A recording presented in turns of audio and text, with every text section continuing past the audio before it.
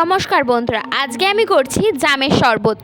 তো চলুন দেখে নেওয়া যাক কীভাবে করছি। তার জন্য এখানে আমি জাম নিয়ে নিয়েছি, আর জামটাকে ছাড়িয়ে নিয়ে বীজটা আলাদা করে জামটাকে আমি মিক্সিতে পেস্ট করে নিচ্ছি।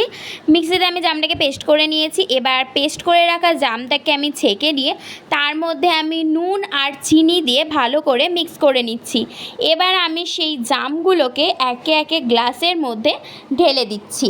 এবার আমি এর মধ্যে অ্যাড করছি আইস কিউবগুলোকে দেওয়ার পর আমি এর মধ্যে দিয়ে দিচ্ছি চাট মশলা দিয়ে একটু গুলে নিলে রেডি হয়ে যাবে আমাদের জামের শরবত। আমরা তো নানা রকমের শরবত খেয়েই থাকি, আজকে আমি জামের শরবত করেছি।